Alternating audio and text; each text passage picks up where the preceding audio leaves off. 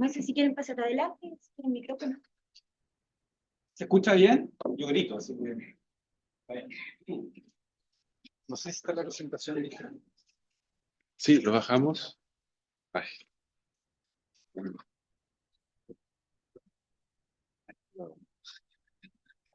Ok, no lo bajo, no.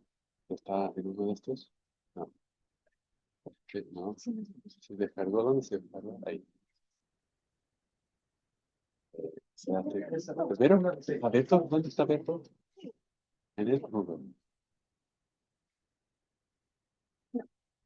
El otro Google, ¿sabes? Ah, ya. Ya. Compartir. Voy bajando otra. Sí, ¿cómo comparto en el Zoom?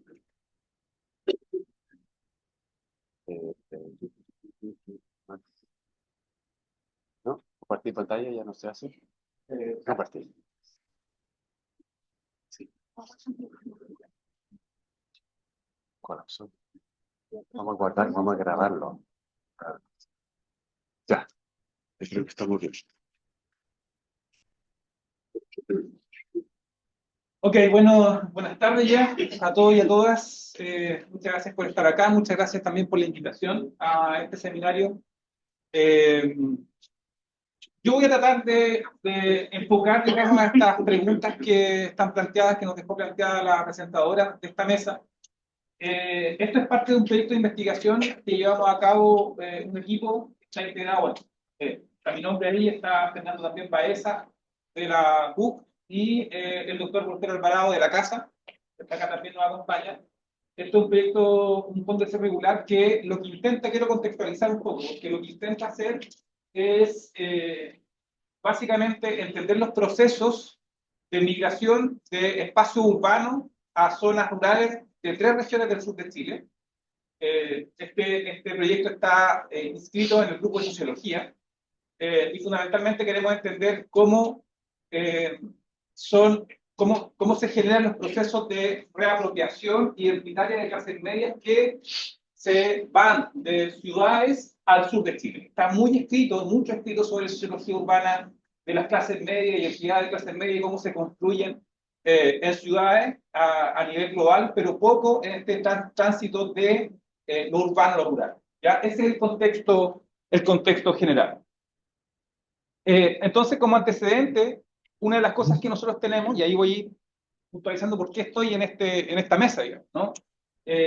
Hay un interés de los agentes urbanos de migrar a zonas rurales. Nosotros lo hemos también visto hace un tiempo acá. No es solamente por amenidad, hay mucho de esta descripción que se hace en la literatura respecto a que la amenidad es lo que más apela, digamos, a las personas, y en realidad lo que nosotros también encontramos es el anonimato. O sea, más allá de el principio de la amenidad natural, lo que la gente anda buscando es estar conectada al otro, ¿no? Básicamente en investigaciones previas. Están los paisajes atractivos del sur de Chile. Fundamentalmente nosotros nos centramos en 3 regiones: la Araucanía, los ríos y los lagos. Nos preguntamos si hay un método de migración urbana rural. Ya tenemos algunos antecedentes que no. En realidad o sea, no hay mayor población rural. La población rural de hecho ha bajado, pero sí hay algunas zonas que están, digamos, aumentando su población. Y nos preguntamos por un concepto que para nosotros es vital, que es gentrificación rural, que tiene que ver con el reemplazo de clases, que fundamentalmente un concepto que viene de los sectores urbanos, el reemplazo de clases medias, el desplazamiento de clases bajas y la reestructuración de esos espacios, ¿no? Esto ocurre también en los sectores rurales. Entonces tenemos el interés nuestro en migración de clase media, la construcción de lugar y trabajos previos que tenemos que, lo que queremos hacer y lo que hemos hecho es construir modelos de migración básicamente cuantitativos a través de censos, de los últimos 3 censos oficiales que estén asociados a estas 3 regiones de la Araucanía, los ríos y los lagos. Algunos resultados, y a propósito de esto viene la pregunta, algunos resultados que nosotros ya tenemos, que son los flujos migratorios de origen-destino, origen urbano y destino rural, ¿ya?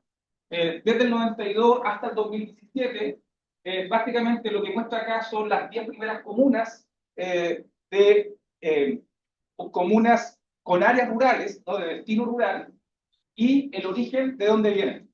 si es de región metropolitana, del resto de Chile, la Araucanía y los ríos y los lagos. Y una de las cosas que nos dimos cuenta, en primer lugar, de que en realidad la región metropolitana aumenta el nivel de migrantes urbanos hacia espacios rurales de estas tres regiones en los últimos años, y que las propias regiones van aportando menos, digamos, a esta migración urbano-rural. A propósito de esto, una de las cosas que nos dimos cuenta respecto a los perfiles de estos migrantes, en primer lugar, un envejecimiento del perfil del migrante urbano hacia zonas rurales de estas tres regiones, la actividad agrícola o de agricultura ha disminuido, es decir, son migrantes que básicamente van y se desempeñan en sectores de servicio. Pero una cosa que nos llamó la atención es que la cantidad, o el porcentaje, mejor dicho, de migrantes mapuches o indígenas en general ha aumentado en estos tres periodos, ¿no? Entonces, pusimos el foco acá. Dijimos, ya, ¿qué pasa con el migrante de retorno, fundamentalmente, desde el punto de vista urbano-rural? Entonces, el contexto actual de la presentación, estamos estudiando procesos de contraurbanización que se llama la Araucanía, los ríos y los lagos, pero destaca en este proceso una alta proporción de contraurbanos, podríamos decir migrantes recientes de origen urbano, que viven en sectores rurales y que se identifican como pertenecientes a algún pueblo originario, ¿no? Migrantes recientes de origen urbano, población mapuche, ha aumentado del 18% del 92 al 36% del 2017, y también los nativos que se identifican como en algún pueblo originario también ha aumentado a casi un 50%. Entonces, básicamente lo que nosotros queremos hacer es caracterizar este proceso de migración de retorno que le pusimos, de retorno de la población mapuche a zonas rurales y pueblos, ¿no?, en tres regiones del sur de Chile. Voy a explicar, sí, muy generalmente la metodología. Utilizamos los tres censos. Los casos son habitantes mapuches que viven en áreas rurales en el momento del censo, o pueblos, ¿ok?, que 5 años antes del censo residían en una comuna distinta y quedan clasificadas como predominantemente urbanas. Hicimos una clasificación además de qué es lo que es predominantemente urbana, mixta o rural, dependiendo de la cantidad de población vinculada a los distritos rurales que existen en esas 74 comunas, que son el N de comunas que tenemos. Y aparte con algunos otros criterios respecto a las cabeceras urbanas de cada una de estas regiones. Una cuestión que es de interés también importante, bueno, tenemos las magnitudes de población mapuche en Chile, en las tres regiones y en localidades rurales y pueblos de estas tres regiones.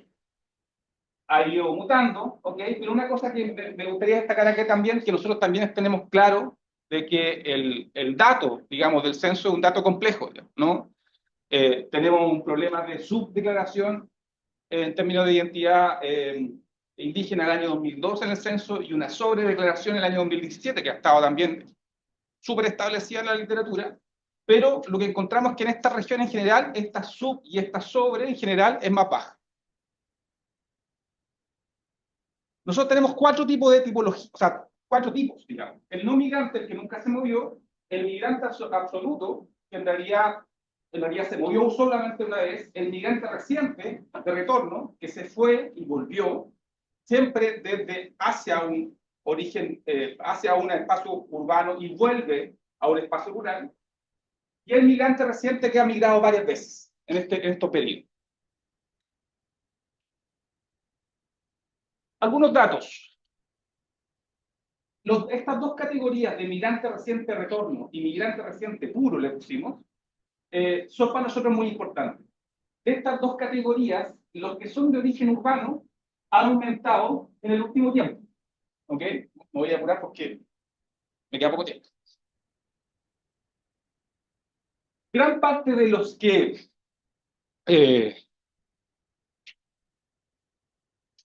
bajo el 60% para los tres censos vive en la misma comuna que nació en estas tres regiones. ¿Ok?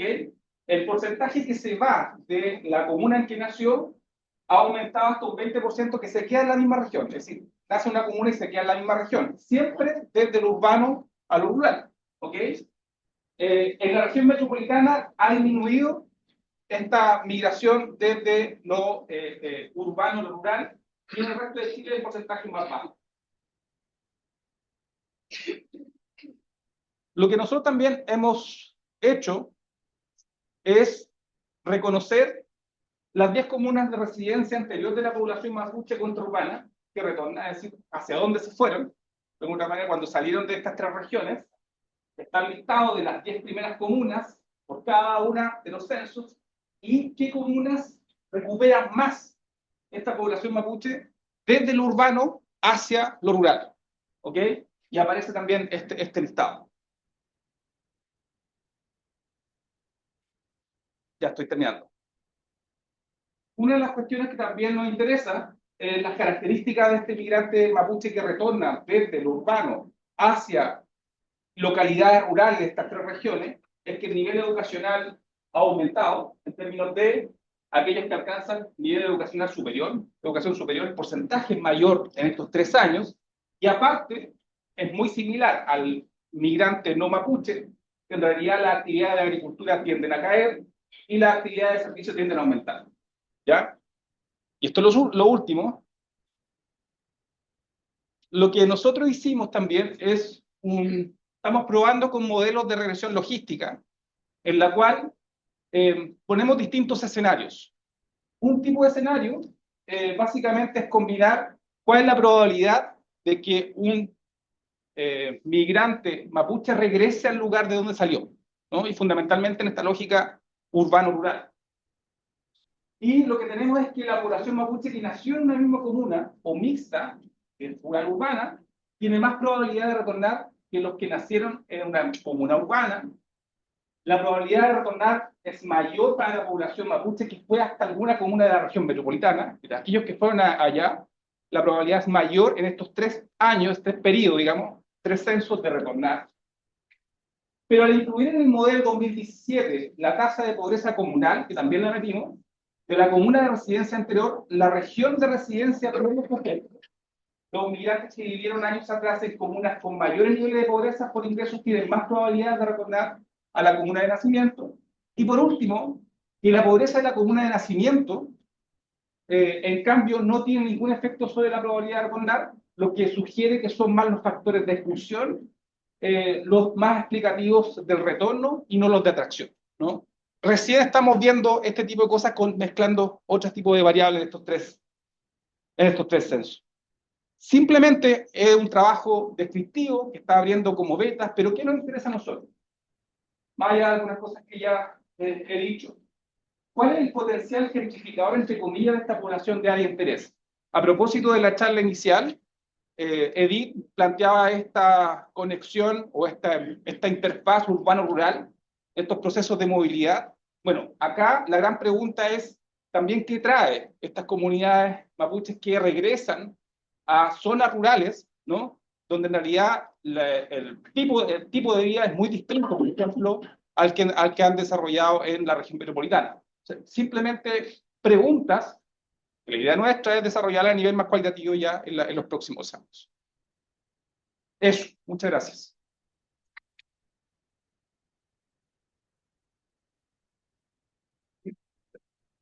Eh, Muchas gracias. Ahora invitamos a la arquitecta lafrenche Silvia Olate, que nos presentará la ponencia Espacio de Significancia Cultural Lafrenche en la comuna de Puerto Saavedra, lineamientos para la integración y preservación de los espacios de significancia cultural lafrenche en la planificación territorial. Muchas gracias. Al ladito ¿Se arriba. escucha? ¿Pestaña adelante? Sí, ahí. No se puede poner papel. Sí, la chica es. La chica del otro. La chica en la ventanita, esa ahí, arriba, es la que entra al izquierda. No se puede. ¿Se escuchará así? ¿Se escucha así? Sí. ¿Sí? Ya, qué bueno. Buenos días, mi nombre es Cintia Olate, soy arquitecta de la región de la Araucanía Particularmente nací en el área de estudio, así que quizás me he involucrado mucho a medida que iba analizando el caso, el cual se denomina Espacios de Significancia Cultural Lafkenche en la comuna de Puerto Saavedra, tensiones entre el ordenamiento territorial ancestral Lafkenche y la planificación estatal. Bueno,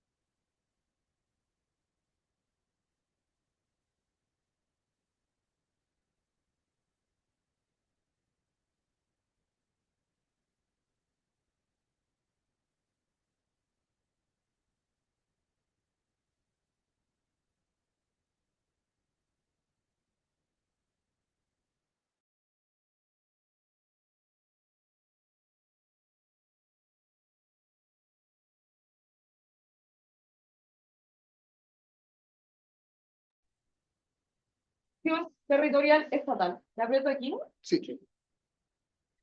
Vuelvo a conectar el micro. Ah, ok.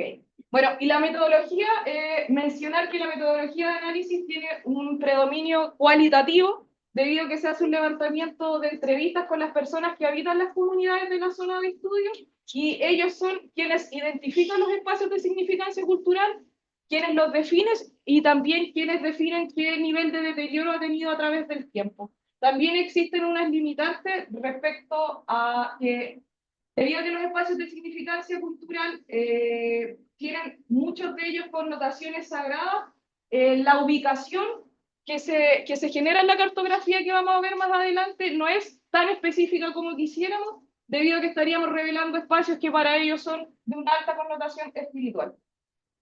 Partiendo de la discusión de que el territorio, desde el punto de vista mapuche-lazquenche, se conceptualiza que el hombre no está separado de la tierra, que el hombre tiene una vinculación espiritual y cultural con la tierra. El territorio desde el punto de vista no mapuche, desde la planificación estatal, se comprende el hombre separado de la tierra y tiene un entendimiento que tiene más que ver con el desarrollo económico, administrativo y político del territorio. Ahí es cuando llegamos a que es un espacio de significancia cultural. En términos generales, es un espacio físico que posee valor para la comunidad. En el caso de las personas no indígenas, los espacios de significancia cultural tienden mucho a lo construido, a la infraestructura, muchas veces iglesias, espacios públicos, etc. En el caso del pueblo mapuche, los espacios de significancia cultural están ligados principalmente a estos elementos naturales que portan espíritus, o como ellos los denominan, los ñem. Por ejemplo, esta imagen hace referencia a un espacio natural que es de desarrollo turístico, pero que el pueblo lazquenche identifica trayectos en donde habita el espíritu del agua, identifica montañas en donde habita el espíritu de la montaña, o ñenguincul, que para ellos poseen como una connotación energética. Para comprender esa fricción que existe entre el ordenamiento territorial mapuche-lazquenche y entre el ordenamiento territorial estatal, quise hacer la utilización de esta imagen que viene a definir la forma tridimensional que tiene el pueblo mapuche de entender su territorio, comprendiendo que el NAC-MAPU es el plano terrenal en donde ellos se desarrollan como seres humanos, en donde existen sistemas de ordenamiento territorial ancestrales como Ayarrehue, Gualmapu, Lof, Rehues, etcétera, que son las unidades territoriales que se toman como objeto de estudio, pero específicamente las que colindan con estos espacios de planificación territorial estatal o de desarrollo urbano.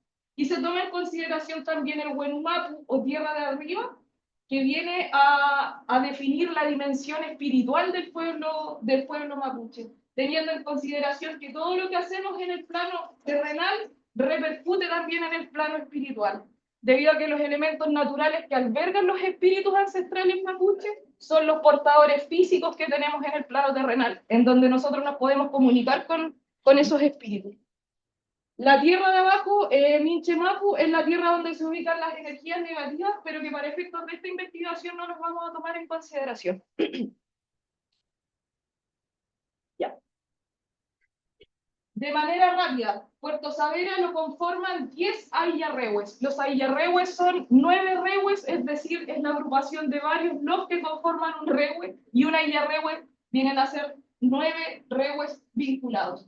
Y los que tienen relación con estos espacios de planificación urbana, o esta mancha negra, que es todo lo que abarca la planificación urbana de Puerto Saavedra, son específicamente el ayarrehue Huincul, Huaycha y Romopuyi, que es donde nosotros comenzamos a desarrollar e identificar qué son los espacios de significancia cultural.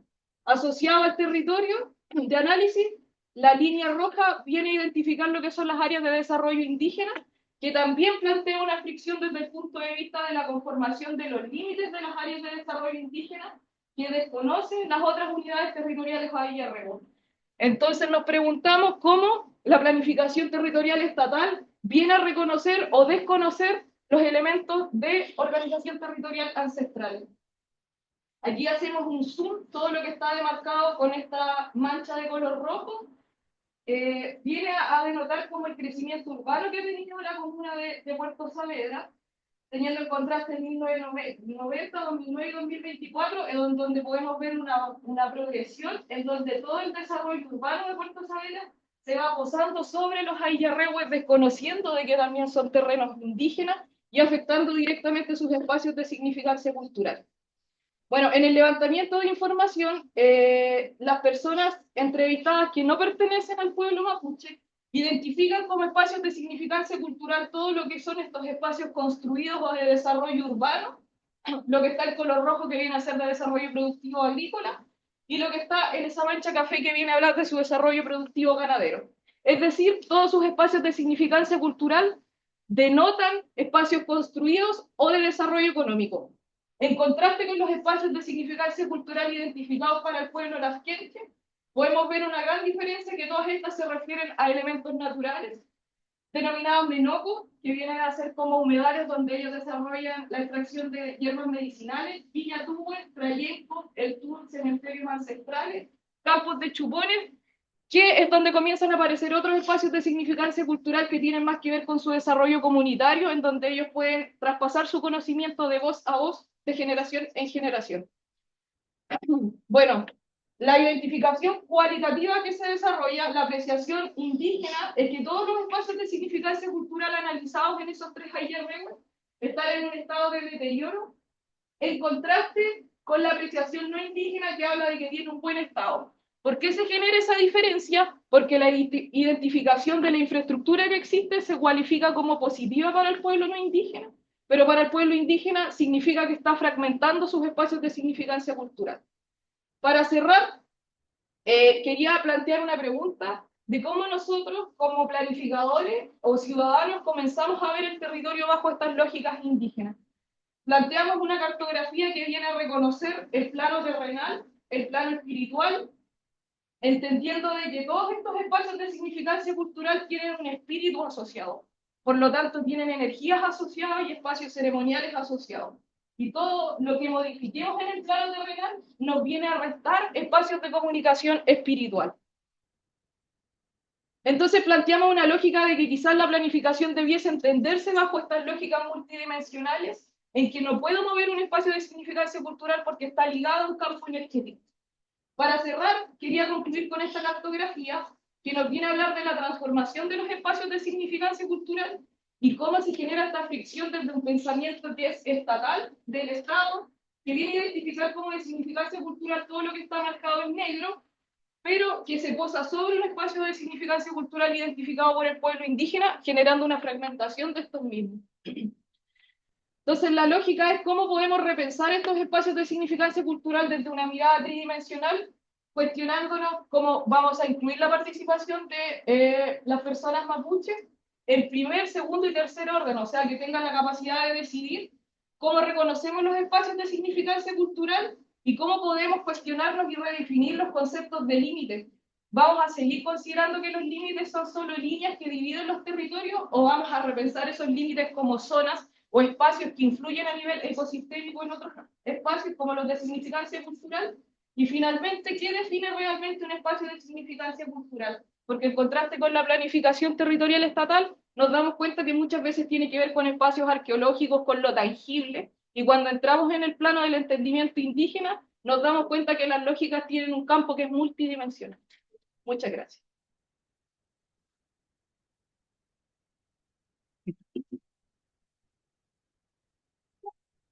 Ahora tendrá Dante Choque, ingeniero comercial e Ignacio, quien presentará la ponencia Desarrollo y Interculturalidad, nuevas formas de planificación en territorios locales. Dile que va a probar su. Vamos, profesor. Gracias.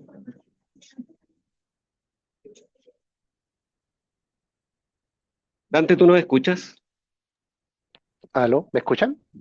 Nosotros sí, ¿tú a nosotros? Ahora sí, ahora sí lo escucho. Voy a compartir Así se mi puede. pantalla. ¿Aló? ¿Me escuchan? Sí, ¿Me escuchan bien o me escuchan entrecortado? Porque yo lo escucho entrecortado. nosotros te escuchamos bien. Ya. Déjame ver.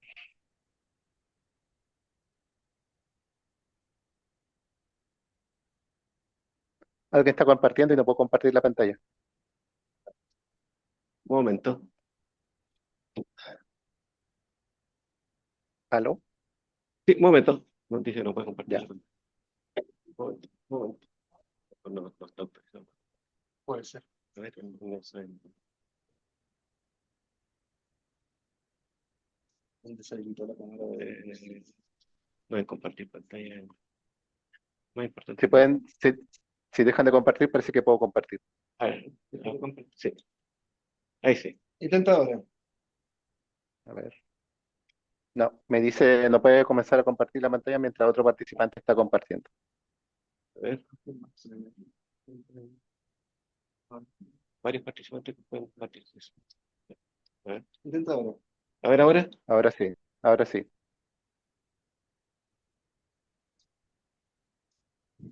Todavía no nos aparece.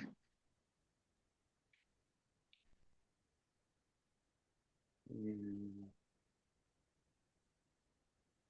Ahí sí. Sí. Ahí apareció. Ya.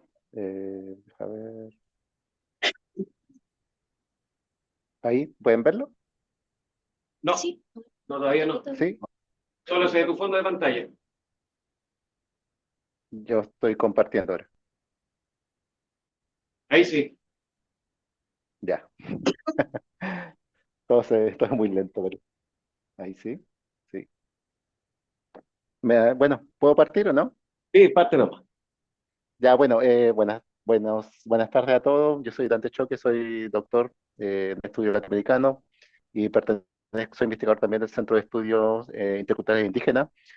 Y en esta ocasión les voy a hablar sobre el desarrollo de interculturalidad y nuevas formas de planificación en territorios extremos. Lo primero que quiero plantear es que desde 2014 eh, se dispuso una política para las zonas extremas, más bien como política, nace como una especie de planificación que tiene que ver particularmente con la idea de compensar los desequilibrios territoriales que hoy día existen a lo largo de Chile, ¿ya? Dentro de esta política, quizá dentro de esta forma de actuar del Estado, se define de que se van a crear planes especiales de desarrollo de zonas extremas, ¿ya? Esto ocurre en el 2014. Y particularmente están involucrados cuatro regiones, que son Arica y Parinacota, Los Lagos, Aysén y Magallanes y la Antártida chilena, ¿ya? En el caso de Los Lagos, no era completamente la región, sino que más bien algunas provincias y comunas de ellos. Pero este enfoque que fue particularmente a través de planes, eh, busca mayor sustentabilidad en el que se llama mayor fundamento, digamos, dentro de la gestión que mantiene el Estado sobre estos territorios y lo define como una política. Y a partir de 2023 nace la Política Nacional de Zonas Extremas, ¿ya? Y ahí viene a cerrar ciertos espacios que eran ambiguos, digamos, dentro del enfoque anterior, particularmente con la introducción de un concepto sobre qué son las zonas extremas, donde se incluyen diferentes, aparte de hablar de que tiene que estar obviamente lejos de la capital de Chile, que tiene que tener ciertas condiciones respecto al déficit de infraestructura, servicios, conectividad. Y además de todo esto, dentro de esta política se incluyen nuevos territorios. Uno es particularmente, además de estas regiones, se incluye la región de Tarapacá y Isla de Pascua y Archipiélago Juan Fernández, que corresponden a la región de Valparaíso, ¿ya? ¿Qué nos ofrece esta política, digamos? ¿Y cómo la debiésemos conceptualizar? Si bien la planificación territorial es a partir de instrumentos que nosotros ya conocemos, ¿ya? Sea el plano regulador, sean los planes intercomunales u otro tipo de plan que podríamos incluir, tenemos que entender a la política de zona extrema y los planes de desarrollo de zona extrema como macroplanes. ¿Y por qué? Porque macroplanes, porque tienden a buscar una solución general a un problema que es más bien territorial, digamos. Una solución general porque plantea esto de las zonas extremas como elementos que tratarían de balancear, digamos, hoy día la situación en términos de infraestructura que existe a lo largo de Chile. En esta política de zona extrema se identifica el artículo 4 del reglamento, define cuáles son las condiciones. La primera es la distancia de la capital. La segunda es que podría ser una condición que cumple Isla de Pascua y Archipiélago Fernández, que es la condición de territoriales especiales, digamos, que son designados de esa forma. Y luego se incluyen también los territorios que ya contaban con planes de zona extrema, que justamente son los que mencioné inicialmente.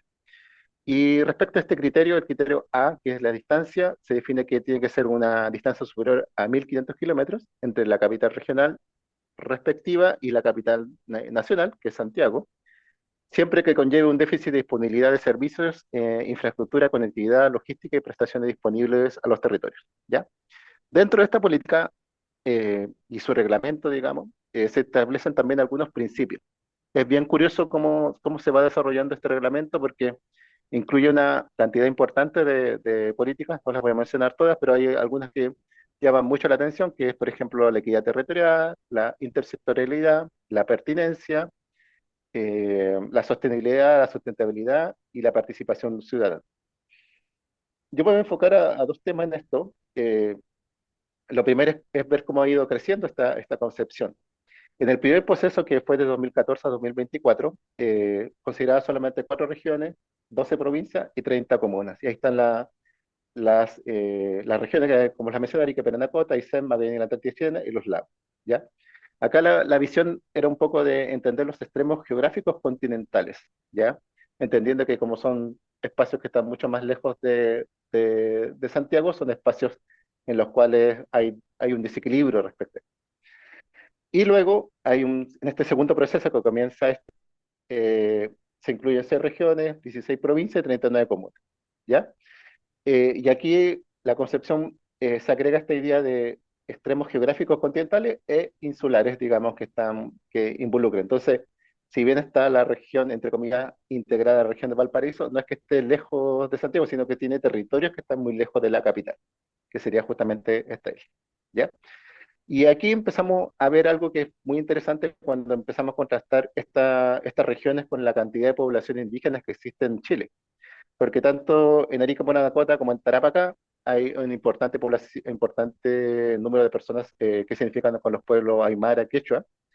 Por la parte del sur también hay personas que se identifican como Selmac, por ejemplo, y en el caso de la isla de Pascua hay mucha gente que se identifica como perteneciente al pueblo Rapa Nui. Entonces, eh, esto que parece ser una política que busca de cierta forma compensar estos desequilibrios, termina afectando también a la población indígena que se halla en estas regiones. Y eso necesariamente tiene una visión que, como lo vamos a ver más adelante, es ignorada parcialmente. ¿Ya? Con respecto a los proyectos que esta política de zona extrema busca de cierta forma generar carteras, en las cuales son los gobiernos regionales que tienen la responsabilidad de conformarlas y en virtud de las necesidades que ellos observan dentro del territorio. Es un proceso que de acuerdo al reglamento tiene que cumplir ciertas etapas y uno de los temas que uno empieza a ver, que empiezan a llamar la atención, es cómo los clasifica los proyectos. ¿Ya? Hice una propuesta de clasificación que habla sobre que los proyectos podrían ser de infraestructura estratégica, telecomunicaciones, conectividad digital, energía, red hídrica, ecológica, de transporte, movilidad y ciencias e investigación. ¿Ya? Bajo esta tipología de proyectos, lo que uno inmediatamente ve que está ausente es como cuáles son los elementos que van más allá de lo que es infraestructura. Es decir, cómo hay infraestructura, por ejemplo, cultural o infraestructura social dentro de estos tipos de proyectos. Y un poco para entender la envergadura también de estos proyectos, aquí puse al lado en un cuadro cuál fue la ejecución de los planes, o sea, cuáles fueron los presupuestos de los proyectos en el primer periodo de proyectos, digamos. El primer proyecto, digamos, donde se implementaron estos planes. Entonces, hablamos que son presupuestos bastante elevados, ¿ya? Y cuya ejecución también no es muy exitosa, digamos, ¿ya? Con excepción de la región de Aysén, uno puede decir, alcanzan a una ejecución bastante significativa. No obstante, el resto de las regiones, particularmente Magallanes y los lagos, tienen una ejecución presupuestaria, a pesar de que el presupuesto era mayor, bastante baja, digamos, menos del 50%, ¿ya? Lo segundo que quiero exponer también dentro de esta investigación que estoy comenzando es hablar sobre la participación ciudadana. Uno podría pensar que estos planes tienen como a partir de los principios que se establecen que tiene que haber participación ciudadana, también esto es reforzado a través del principio de pertenencia. Y aquí voy a dar lectura. De igual manera, comprende la aplicación de mecanismos de participación ciudadana en la gestión del plan de desarrollo de zona extrema, de manera de contribuir a legitimar y socializar sus objetivos, cartera de inversiones, proyectos de inversión y avance y resultados. ¿Ya? Estos procesos, cada una de las regiones ha ido definiendo sus procesos de participación de manera, de acuerdo a lo que la ley dispone. No obstante, Y acá yo voy a poner un ejemplo de lo que ocurrió acá en el norte, en la región de Arica Parinacota, que si bien el proceso de participación fue electrónico, ¿ya? En otras palabras, se puso una encuesta dentro de lo que era, puso una encuesta en Internet, donde la gente podía acceder a la encuesta y dar su opinión a partir de proyectos, de una lista de proyectos que se había diseñado a partir del primer proceso, o sea, a partir de la primera etapa de reunir cuáles serían las iniciativas que conformarían este plan, ¿ya? ¿Qué es lo que deja ausente? Deja ausente, al aplicar una encuesta, digamos, deja ausente recoger la opinión de las personas, ¿ya? Aparte, deja ausente el diferenciar los tipos de personas que están participando. Es decir, eh, como requisito necesariamente tienes que tener internet para poder participar en esta consulta sobre este plan que estaban diseñando, que diseñaron este año para en el caso de Arica Parinacota, ¿ya? Y eso ya deja ciertos elementos, quizá, ciertos recursos necesarios que no cuentan las personas para poder participar en el proceso. ¿Y qué hay sobre una revisión que uno hace la revisión del tipo qué es lo que ocurre dentro de este proceso de definir la cartera de proyectos? Uno observa que la participación ciudadana no es diferenciada, que no se consideran e intentan reconocer la opinión de poblaciones vulnerables, y ahí expongo los pueblos indígenas, y que debido a que si la definición de la cartera no corresponde a una medida administrativa, tampoco requeriría una consulta indígena, aunque cuando uno lee el reglamento habla de que es posible de hacer una consulta indígena, pero en la práctica los planes no son consultados porque son intenciones de inversión y no son necesariamente una medida administrativa. Y eso ya queda demostrado alguna vez cuando llegó a la Corte Suprema una solicitud de consulta indígena por el plan Araucanía que alguna vez se dispuso dentro del gobierno, ¿ya? Y por otra parte, y sobre los tipos de proyectos, uno también al revisar los proyectos que componen estas carteras, la mayoría de los proyectos están enfocados en las áreas, son pocos los proyectos que están en las áreas rurales, ¿ya? Entonces, esta idea de equilibrios territoriales no tiene que ver necesariamente con la región completa, sino que más bien con los entornos urbanos, ¿ya? Y por otra parte, la mayoría de los proyectos corresponden vamos a llamarlo más que infraestructura estratégica, infraestructura básica. Hablamos de carreteras, escuelas y hospitales, ¿ya?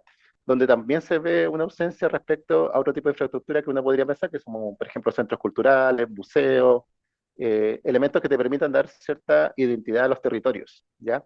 No necesariamente se observan estos tipos de proyectos dentro de las carteras que se propusieron en la primera etapa de los planes de desarrollo de acción extrema. Y aquí quiero dejar en evidencia un poco esta idea de la equidad territorial. Y la equidad territorial, como hoy día está siendo comprendida, digamos, a través de estos planes, es como dotar necesariamente de infraestructura. Es decir, hacer puentes, las carreteras, todo lo que uno podría decir que falta. Pero no existe una visión aquí quiero citar una definición de equidad territorial que me suena más pertinente para poder entenderla, que es como un principio que permite que a la población del país, independiente de su lugar residente, el ejercicio de derechos y niveles de bienestar en condiciones de igualdad, ¿ya? Y que comprendemos que tal desarrollo equitativo no es plenamente posible sin una adecuada redistribución de poder, recursos desde el centro político hacia las regiones y comunas, ¿ya?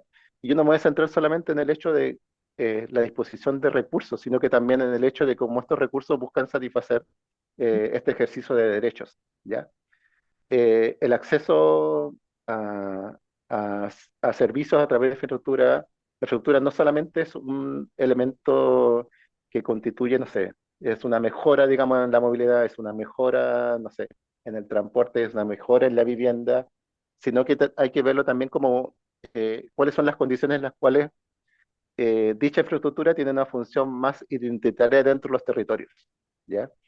Eh, si bien el plan permite distribuir estos recursos de manera, aunque sea, potenciar los presupuestos de estas regiones, finalmente el cuestionamiento no es solamente si estos recursos eh, terminan siendo proyectos, sino más bien cómo estos proyectos contribuyen cultural y socialmente al desarrollo de las regiones, ¿ya?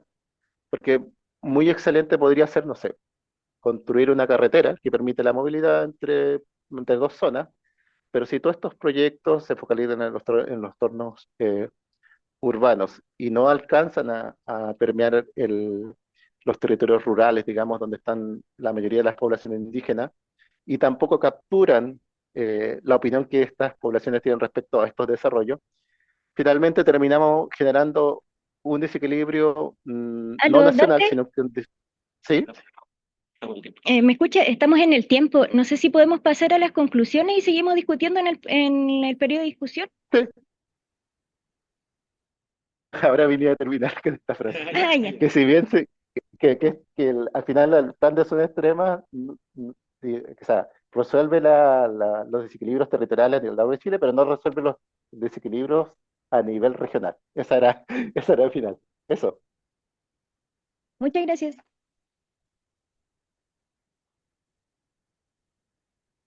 Muchas gracias, Dante. Ahora vamos a exponer, vamos a pasar a la...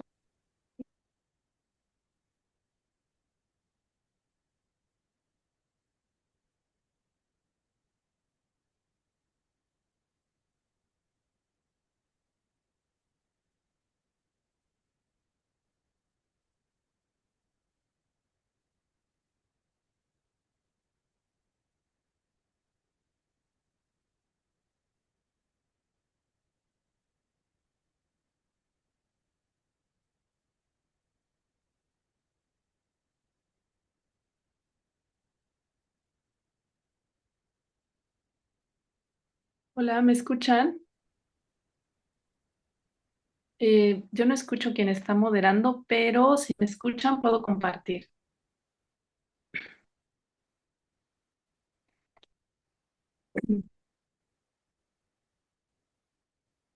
Hola, no sé si me escuchan en el auditorio donde están.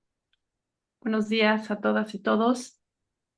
Estaba escuchando bien la presentación anterior, pero no sé si ahora estamos bien en la conexión.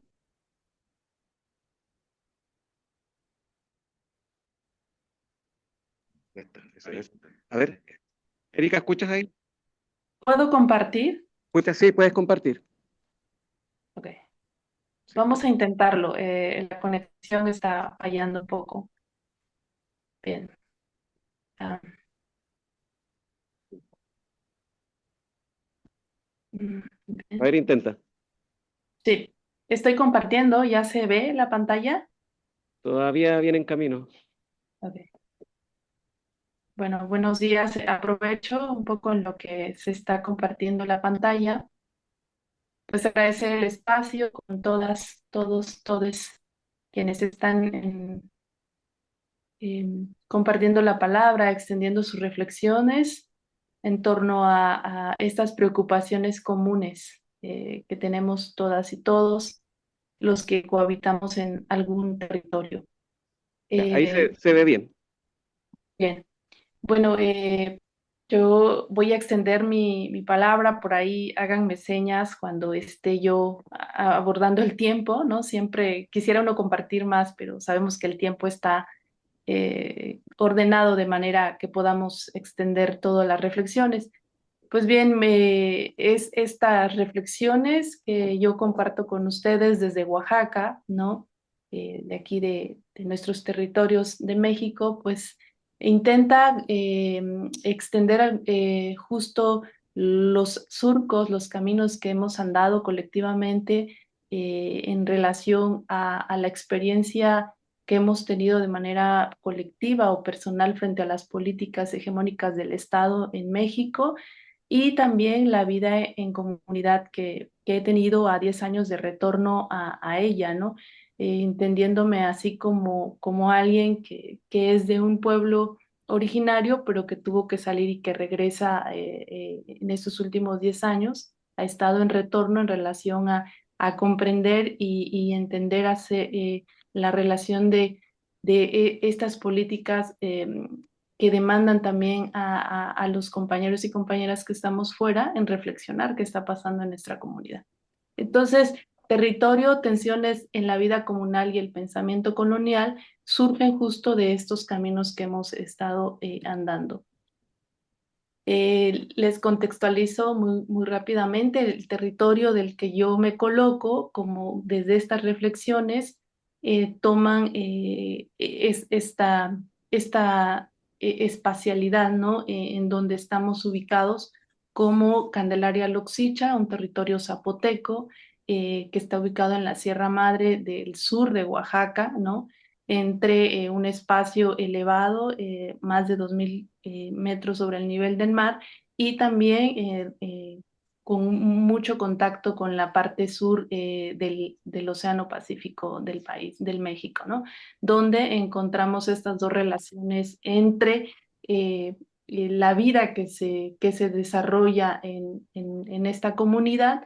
Entonces, el trabajo que estamos haciendo desde este análisis territorial que nosotros aproximamos con ustedes es con una mirada comunitaria, lo que nombramos investigar comunitariamente, con procesos participativos desde esta intelectualidad comunitaria, también como otro elemento que hemos recuperado, con posicionamientos políticos también disruptivos que intentan ir cambiando algunas lógicas de la investigación vertical, sino generar otros procesos de coparticipación e investigación colectiva, que estos elementos pues no voy a abordar aquí, ¿no? Cómo hemos estado reflexionando esta idea de la investigación comunitaria o militante o activista, entonces desde esta mirada también compartirles cómo es que estamos cohabitando en el territorio y estamos reflexionando estos elementos que comparto con ustedes.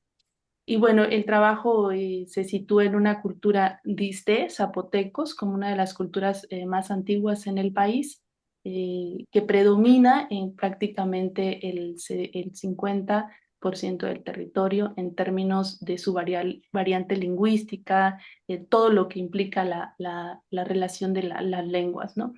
El análisis territorial que nosotros aquí comparto con ustedes con la imagen, que tiene que ver con un mapeo territorial que hemos hecho colectivo, participativo, con juventudes, actores principales o caracterizados de la comunidad, del pueblo, donde hemos encontrado algunas reflexiones que nos sitúan en la experiencia en relación a cómo se construyen estas territorialidades en un espacio específico. En este caso, nosotros nombramos al territorio de Candelaria como encontramos uno de los elementos importantes que tiene que ver con el sistema asambleario entre lo comunal y el sistema asambleario ciudadano, ¿no? Estas dos categorías que me parece de organización propia que han marcado en este territorio como sistemas de propiedad, que es lo comunal y lo agrario,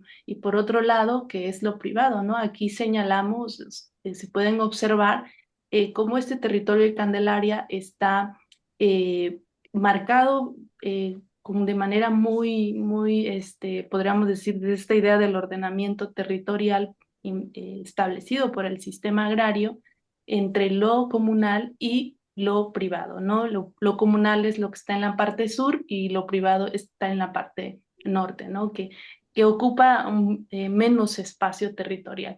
Pero en este territorio existen estas dos formas de propiedad, lo que lo hace y lo configura en una gobernanza nombrado como sistemas normativos indígenas, llamado acá en Oaxaca usos y costumbres, ¿no?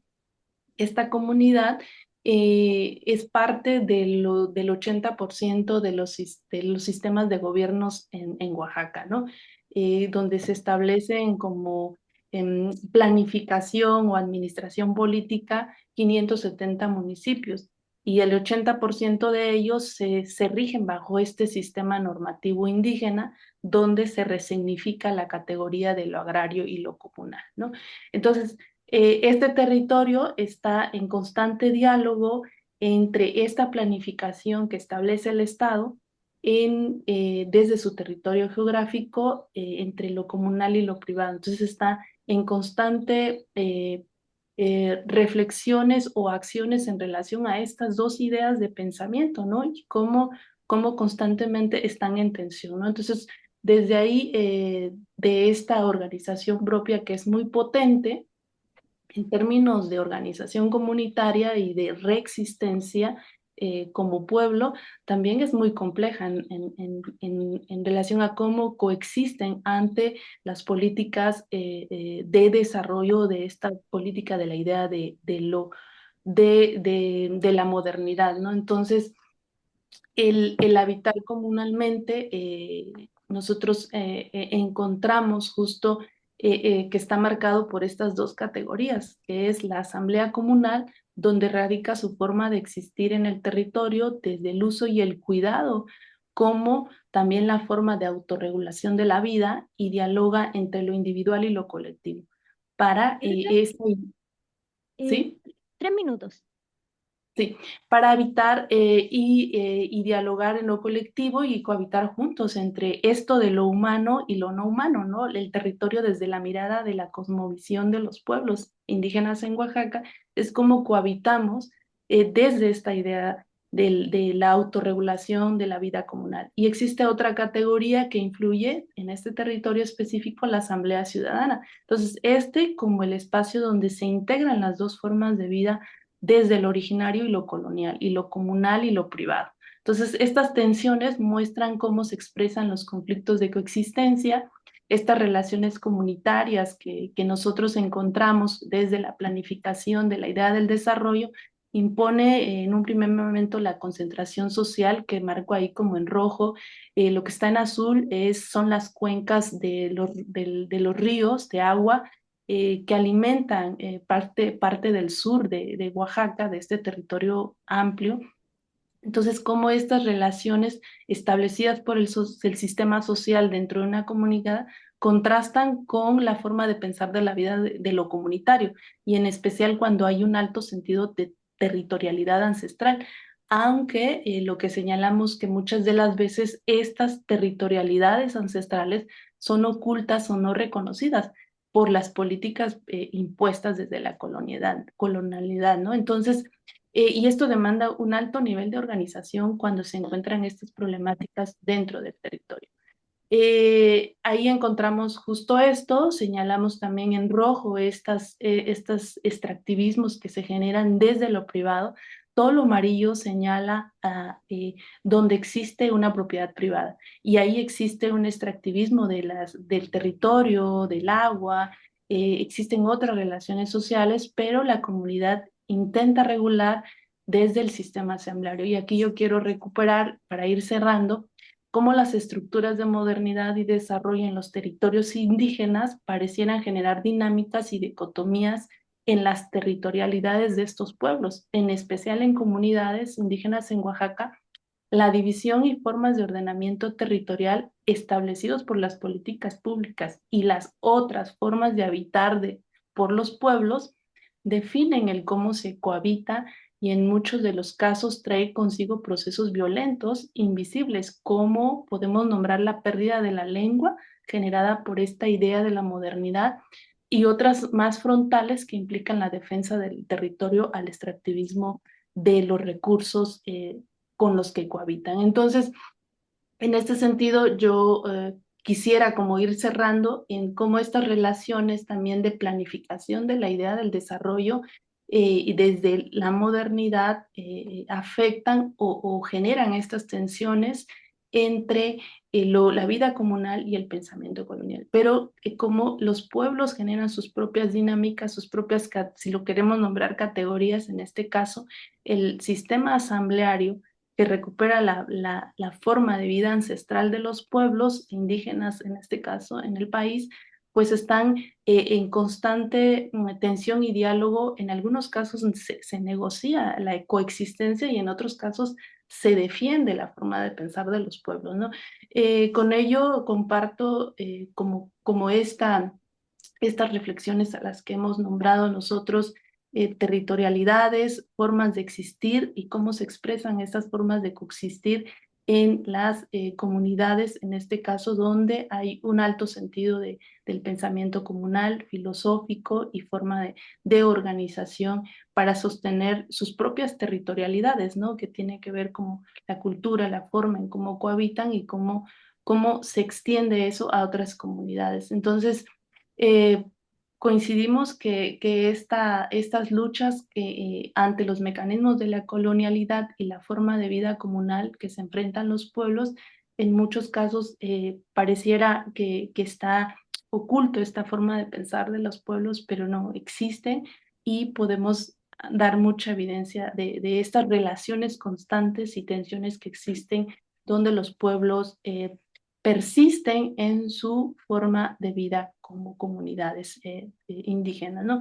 Entonces, un poco señalar estas formas como las problemáticas comunes no son nuevas, estas se tienen marcado históricamente desde la usurpación hacia los pueblos indígenas en el mundo, solo que no las nombramos o las nombramos de distintas maneras. Entonces, pienso que estos espacios de análisis o de compartencia de las problemáticas en común, aunque nos dividan territorialmente desde el pensamiento colonial o las distancias, me parece que podemos dialogar respecto a esta pregunta, ¿no? ¿Cómo se territorializan nuestros pueblos comunitarios, nuestros pueblos indígenas en relación a enfrentar esta idea del ordenamiento territorial impuesto por las políticas públicas, ¿no? Y cómo coexisten dentro de esas mismas políticas públicas para poder tal vez dialogar y extender algunas reflexiones desde la participación y poder compartir con ellos justo los haceres y saberes que ellos mismos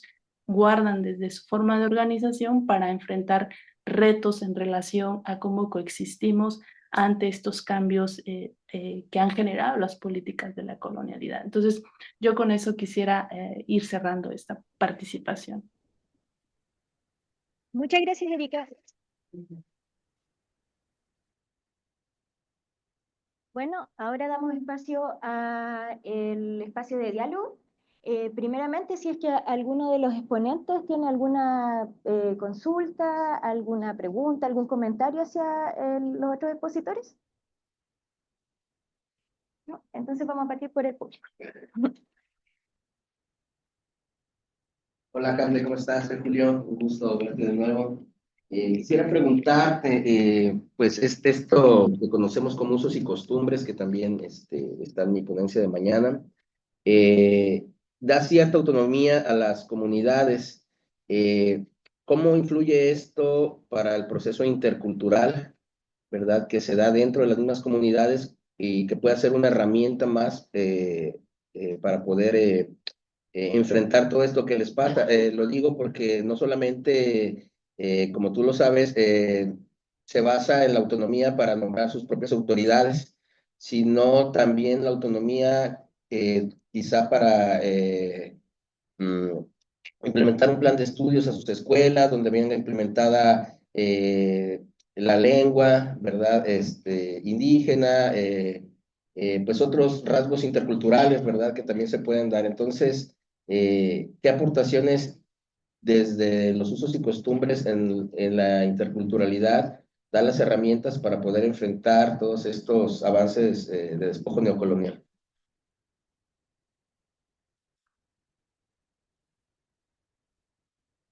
¿Se escuchó? Sí, ¿participo o hay otras rondas? Responde nomás, vamos a seguir buscando. Ok. Sí, bueno, me parece que ahí justo tocas algo importante que no abordé por el tiempo, que tiene que ver con esta idea de los sistemas normativos indígenas en México y en especial en Oaxaca. Me parece que hay relación con los pueblos, otros pueblos. Es como este sistema normativo indígena en relación a lo que nombramos usos y costumbres, ¿no? Sus formas de elección, su forma de determinación, ahí me parece que apuntamos a la libre determinación de los pueblos a cómo gobernarse y cómo coexistir en su territorio. Entonces, este elemento de autonomía me parece que sí atraviesa no solamente la forma de gobierno, sino que es una de las categorías que yo nombro como categoría en relación a la asamblea, ¿no? Porque es el elemento transversal en el sistema de gobierno de usos y costumbres, ¿no? Como el espacio para determinar en relación a toda su organización social y cómo coexisten desde lo político, desde lo educativo, desde cómo se enfrentan y resuelven problemáticas en relación a su territorio.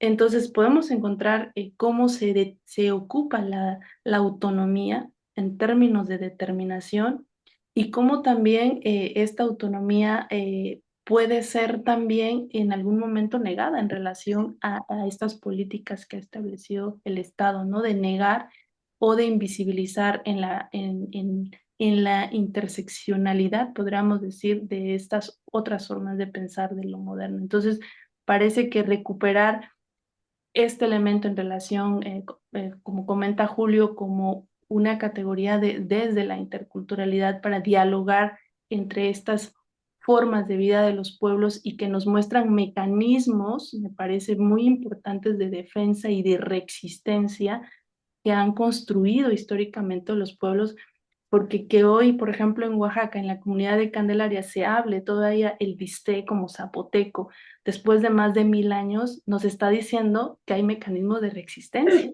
y coexistencia. Entonces, por ahí podría dejar.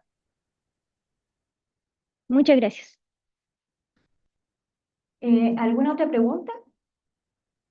A los otros exponentes también que estuvieran.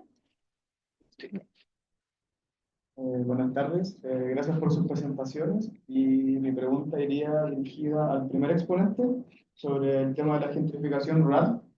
Si bien este concepto de gentrificación rural es el desplazamiento de una población original de un barrio o de una contextura menos como económica, con bajo estrato económico, frente a otra que tiene mayor poder adquisitivo.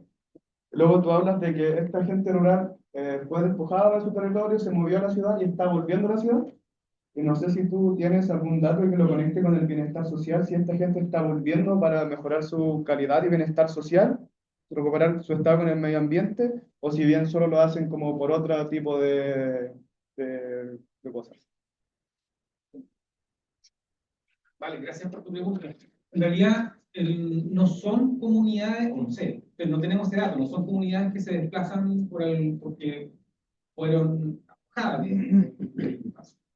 Utilizamos, de hecho, está entre paréntesis el concepto de gentrificación rural porque aún no lo tenemos claro. El proyecto originalmente no está enfocado en comunidades indígenas, sino en clases medias. Y está enfocado en ver procesos también de desplazamiento en sectores rurales, lo cual cuesta mucho establecerlo, ¿no? Porque también hay gentrificadores marginales, aquellos que en realidad pueden tener un territorio previo, vuelven al campo y tienen una hectárea. O sea, hay distintas tipologías, es muy difícil establecerlo. No sabemos exactamente cómo fue el tránsito. Es muy probable, lo que dice la literatura, es que buscando mejores alternativas, fundamentalmente en la región metropolitana, a fines de los 80, principios de los 90, esos desplazamientos que además coincide con un desplazamiento en general de la población. La región metropolitana sigue siendo el principal espacio de la inmigración interna en Chile, pero perdió fuerza después del 70, por el 70, 80. Y el mismo comportamiento migratorio existe en la población mapuche, ¿no? Lo que sí está pasando es que de todo el flujo que vuelve a las tres regiones que nosotros tenemos como de investigación, a los pueblos y a los sectores rurales, de la magnitud, hay una magnitud importante de población mapuche que ha aumentado en los últimos 3 censos. Y eso a nosotros nos sorprende. Y nos sorprende además que haya ingresado fundamentalmente a sectores que antes no ingresaban en los 90. Entonces, la pregunta ahí es, a propósito de otras cosas que me ha tocado guiar tesis de magíster, de los conflictos que eso provoca, ¿no? Conflictos en realidad con aquellas personas que vienen con, podríamos hacer una tipología urbana de conducta hacia sectores rurales. Por ejemplo, una de las cosas que pasa es que, que llama testimonial, de que aquellos que están llegando a las comunidades indígenas están abiertos a mostrar esa tierra o a poner esa tierra al mercado de suelo convencional, y otros que la quieren proteger, y ahí generan otro tipo de conflictos. Gracias. Bueno, vamos a continuar con las preguntas.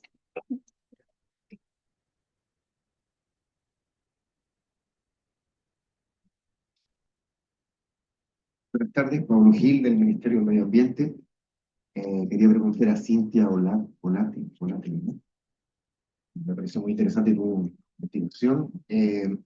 Mira, no alcancé a tomar notas, muy rápida la última parte, pero me preocupa fundamentalmente lo que tú manifestaste en el territorio de Las Quenches, porque tengo una vinculación directa, especial, digamos, con la provincia de Arauco, aquí en la región del Biobío. Y además porque participo en lo que es la evaluación ambiental estratégica del Plan Regional Metropolitano de Concepción. Y en ese contexto, quería preguntarte, a modo de síntesis o tal vez de recomendación, ¿cuáles serían las recomendaciones, las sugerencias para considerar los elementos de significación cultural en un territorio lafkenche tan intervenido como el área metropolitana de Concepción? ¿Ya? Que un poco distinto al estudio de caso que hiciste tú en Puerto Solera, pero que yo creo que hay elementos que sí pueden ser rescatables de eso.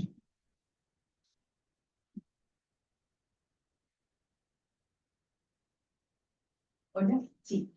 Muchas gracias por la pregunta.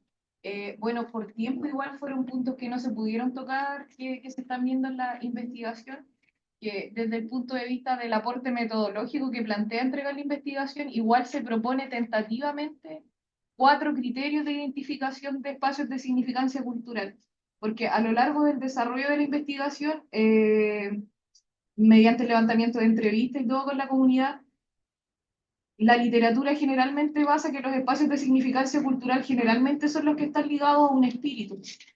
Pero a medida que vamos desarrollando la investigación y también a propósito de que se evalúe el instrumento de evaluación ambiental estratégica, nos damos cuenta de que existen otros espacios de significancia cultural que no necesariamente están ligados a estos espacios como con espíritu.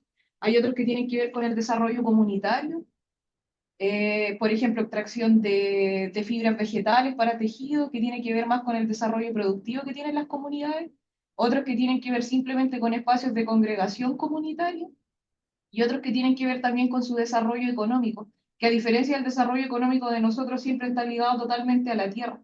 Entonces, lo que yo sugeriría en realidad es como evaluar los usos de suelo indígena que se pueden encontrar como en los espacios que tú estás estudiando.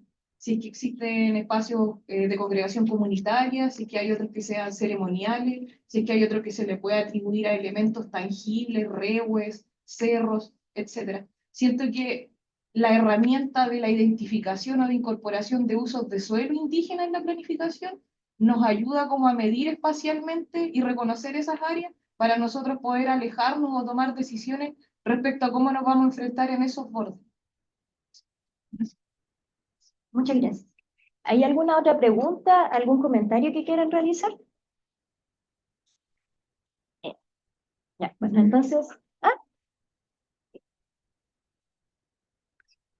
Hola, buenas tardes. En lo personal, se me hicieron bastante interesantes las charlas y quedé con una duda respecto a la información que se me cruza entre la primera y la segunda exposición. Se me hace algo llamativo el tema de que se plantea que las comunidades o ciertos grupos sociales, planteaban como clases medias, están retornando desde las ciudades o desde las urbes hacia comunidades rurales. Y por otra parte, se nos planteaba el conflicto que se daba entre la ciudad o esta zona urbana con este entorno rural. Entonces, pensando en estas dos ideas, se me hace llamativo, o no sé si lo han visualizado desde ese punto de vista, el cómo interactúan estas comunidades que traen costumbres desde la ciudad o nuevas costumbres y vienen con esas costumbres o nuevas tradiciones, otra cultura al campo, y cómo interactúan porque tienen esta identidad relacionada con los pueblos indígenas, pero no se comportan de la misma manera y tienen que interactuar estos dos tipos de personas en este entorno rural, pero, como digo, con costumbres diferentes.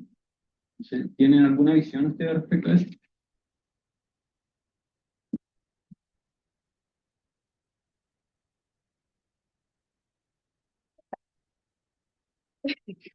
¿Quién?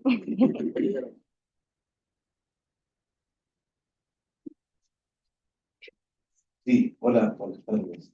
Estamos un poco blandas, ¿no? En particular, el gran problema de la movilidad hacia las zonas rurales, lo que tiene que ver con este efecto gentrificador sobre espacios no urbanos, como se puede hacer en Chile, es que estamos buscando a un gentrificador que no tiene rostro conocido todavía, porque la primera impresión era que íbamos a encontrarnos con una familia joven, heterosexual, con perros, con niños, y eso no ocurrió. Esa persona no está en esta persona.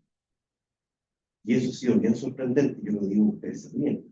Es verdad, ese mito de la tercera ha sido tal. Esa persona no puede desprenderse del horizonte urbano que la acoge permanentemente.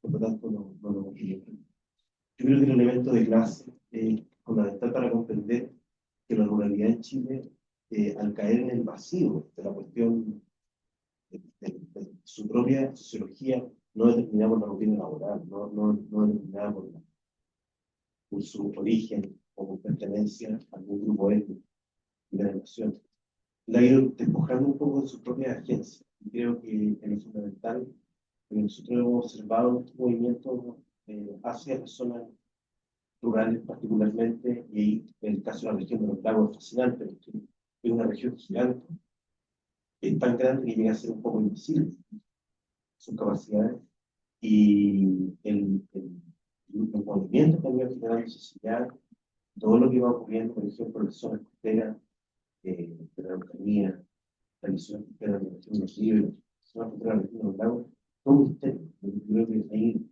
se sabe muy poco. Nos hicimos una imagen muy rápida con el fenómeno Puerto Vara, Cuchillar y otros, y terminaron siendo bastante algunos ejemplos. En particular eso. Pero resulta interesante también mirar que las poblaciones rurales hay que también observar cuánto cambian en torno a estos nuevos habitantes que van a municipio. Yo creo que es un futuro que debiéramos observar con más atención.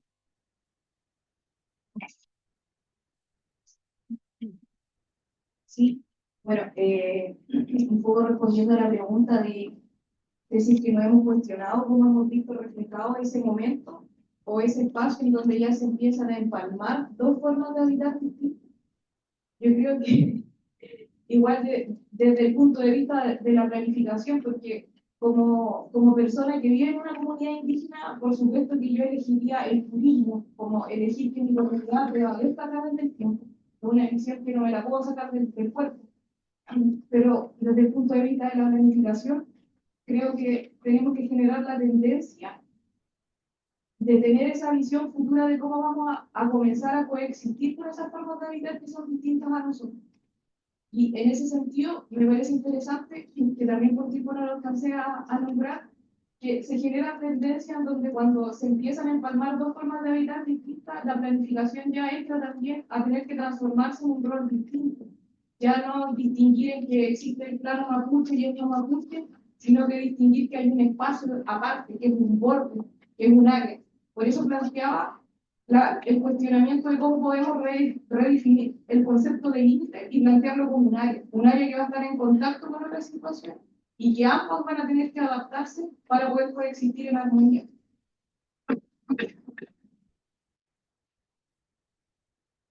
Muchas gracias a los ponentes. ¿Alguna otra pregunta? ¿Algún otro comentario?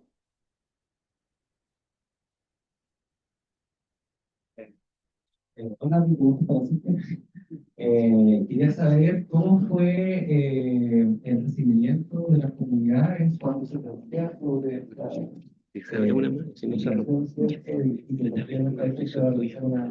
planificación.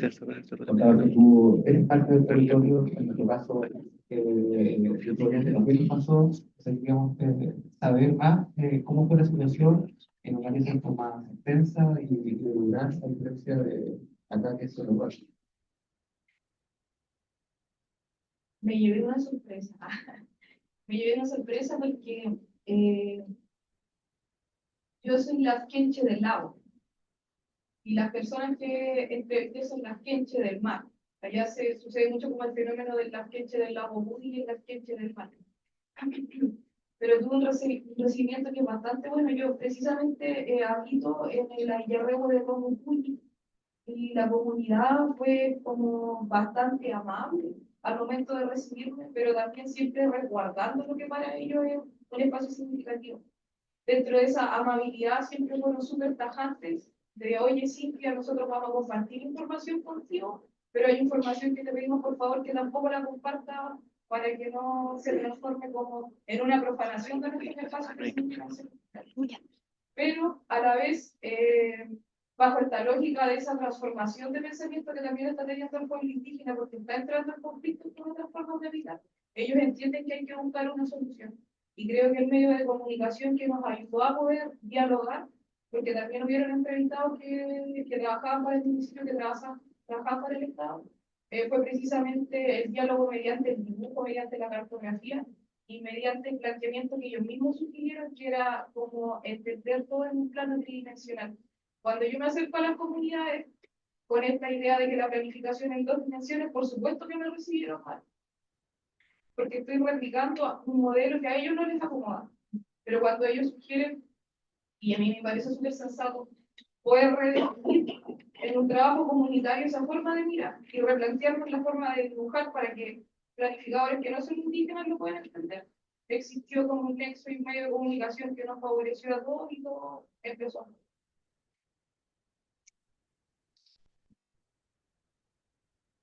Muchas gracias. Por temas de tiempo, vamos a dejar la etapa de discusión hasta acá. Le damos las gracias a todos los exponentes, a todos y todas las exponentes que estuvieron hoy y a su disposición a responder las preguntas. Vamos ahora a tener un espacio de receso.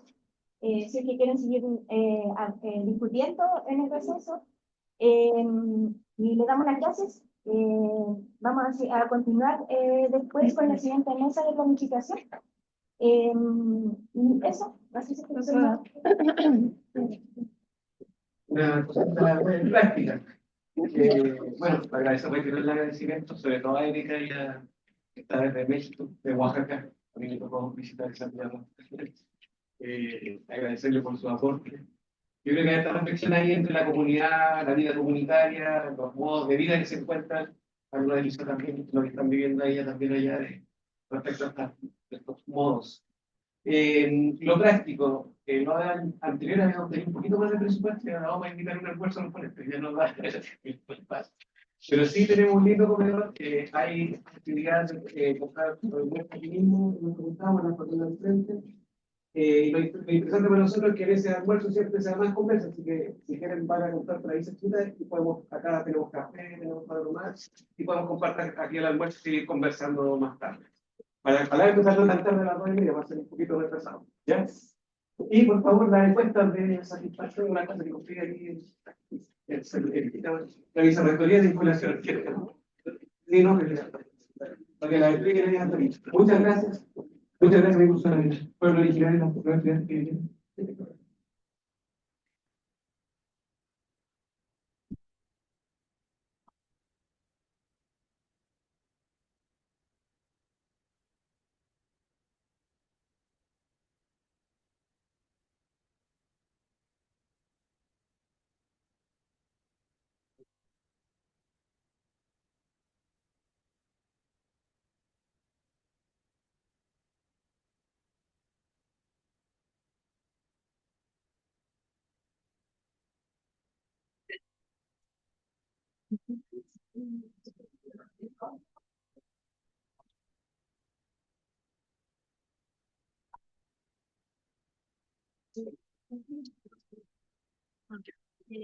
¿Cómo veo el computador? Ahí está.